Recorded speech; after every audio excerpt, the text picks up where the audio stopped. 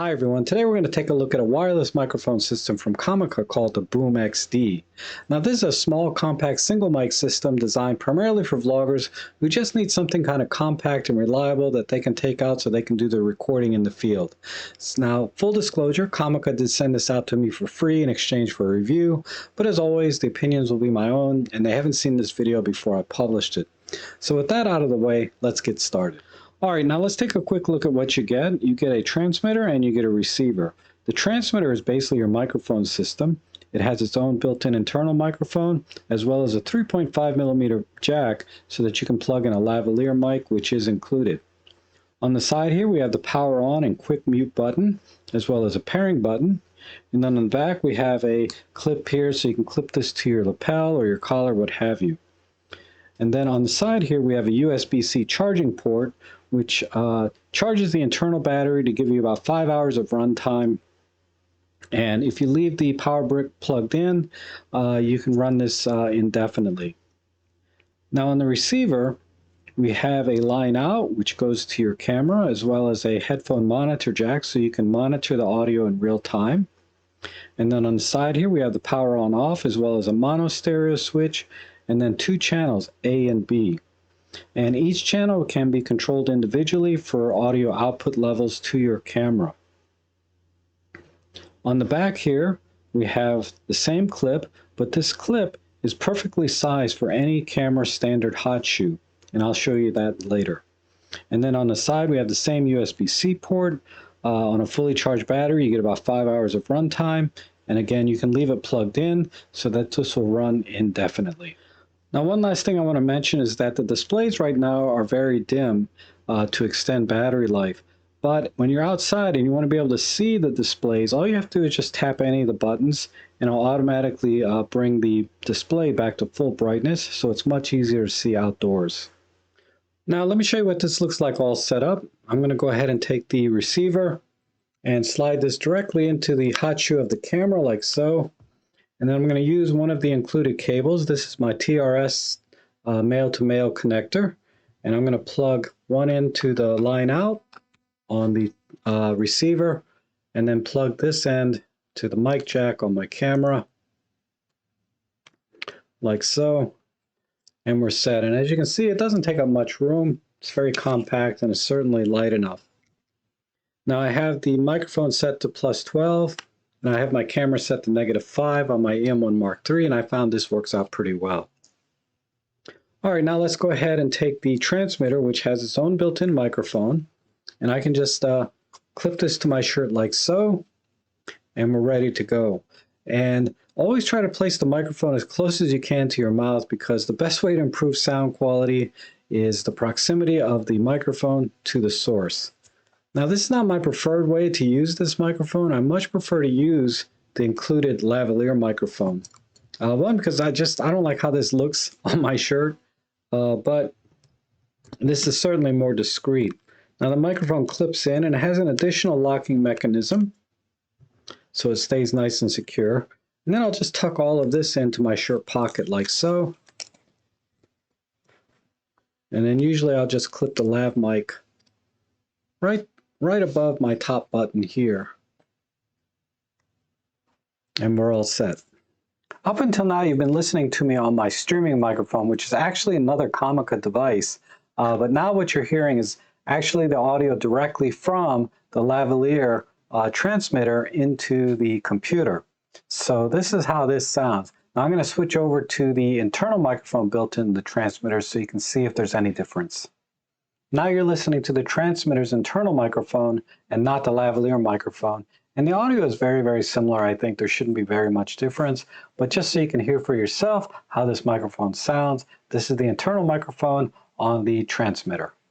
Now let's take these microphones outside the way they were designed to be used. And I think you'll hear a much bigger difference between using this and the camera's internal microphones. Okay, so this is how this sounds. Let's go ahead and just walk out to the fence line. And I'm going to walk with my back to the camera. And that means the microphone, which I have here in my lavalier, or I have it here in my front pocket, will be blocked by my body. And that's where I found some wireless microphones have trouble keeping the signal. But let's see how this does. So I'm gonna walk back this way and I'm gonna keep talking and see how the audio is. Hopefully it's not breaking up and there's still good quality sound, even when I'm facing away from the camera. Because like I said, I've tested other microphones where this has been a problem. Now I'm reaching almost the end of the fence line here, and I'm gonna turn around and let me just stop here for a second and just talk for a minute, because let's see if we are getting audio and if it's still clear and it's not breaking up. But again, I'm facing actually a highway right behind this tree line, so there's a lot of ambient noise there. I wouldn't be surprised if an ambulance or fire truck just started going. But how's the audio? Is it still picking me up? And just for reference, I'm at a 50mm equivalent focal length. Just to give you an idea of what lens I'm using the EM1 Mark III with the 12-40 Pro, but I'm at 23mm, so it's closer to 46 or 50mm on a normal full frame camera. But how did we do there? Did the audio keep up? We'll find out. Now another test I always like to do is just for comparison, so you can see how this mic sounds versus just using the camera's internal mics. And I'm standing roughly about 4 or 5 feet away from the camera, 1.5 meters. So I'm gonna unplug the microphone and come back to this position so you can see how it sounds. All right, now I'm using the camera's internal microphones, and as you can see, it's probably picking up a lot more ambient noise, and it might be a lot harder to hear me. And I'm talking at roughly the same level that I normally do.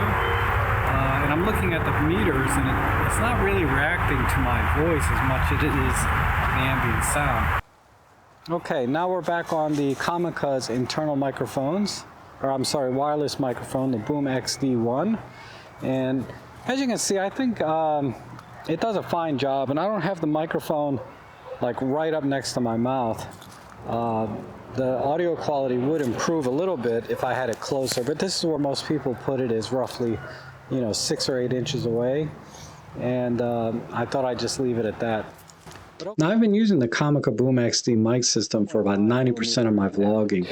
More recently, I've been using it with my Insta360 with this cage here that has a standard hot shoe mount on top.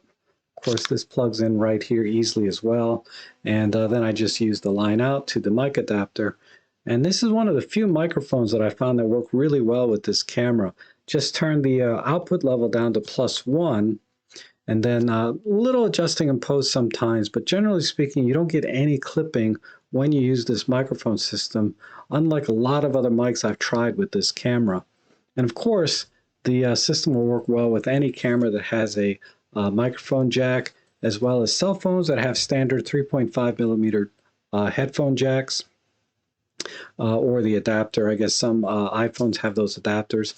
But either way, I found the system very reliable. It does last the 4 to 5 hours that the batteries are rated for. I've never had it, worry about that. And I've never had my voice drop out or get static because I walked away from the camera. It's been a great system, and I actually like how it sounds better than my Rode Video Go mic, I think it's called. I put them away somewhere since I got these. I don't even know where they are anymore.